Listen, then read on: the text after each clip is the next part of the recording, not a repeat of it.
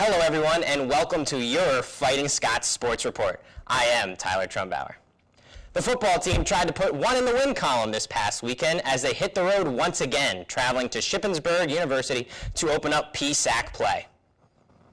The winless Scots visited Seth Grove Stadium to take on the Red Raiders, who defeated Seton Hill 55-30 in their season opener the week before. Burrow's big task would be to contain Ship's up-tempo offense.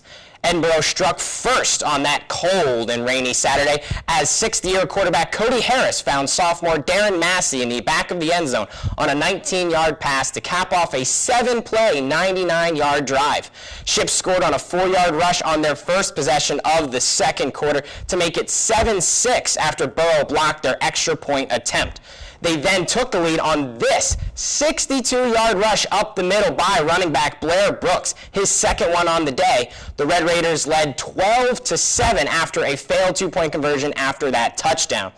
Edinboro managed a good series of plays on their next drive, but failed to put up any points as a Paul Ortiz field goal attempt was blocked and recovered by Ship.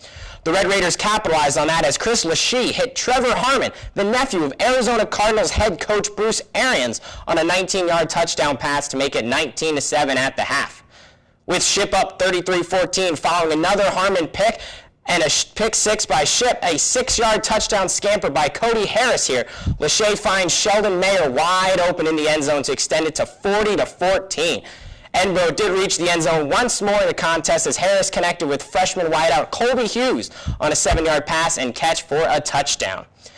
Now with the Scots in an 0-2 hole, Massey talks about what the team needs to do moving forward this season. The boys have their home opener this Saturday as they host East Stroudsburg University at noon at Sox Harrison Stadium. The women's volleyball team has been off to a tremendous start this season.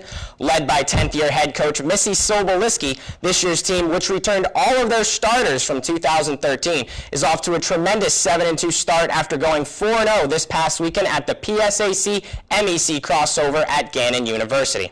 This past weekend in Erie, the ladies swept Charleston, West Virginia in straight games, as well as Virginia State on Friday. Against West Virginia State, freshman Sydney Traffin led the team with 24 assists. On Saturday, Edinboro swept West Liberty and defeated Notre Dame of Ohio 3-1. Burrow's 61 total kills as a team against Notre Dame is their season high. The women's cross-country team was putting in a little extra work this past weekend as they hosted Ursuline College in the Edinboro Rag Relays.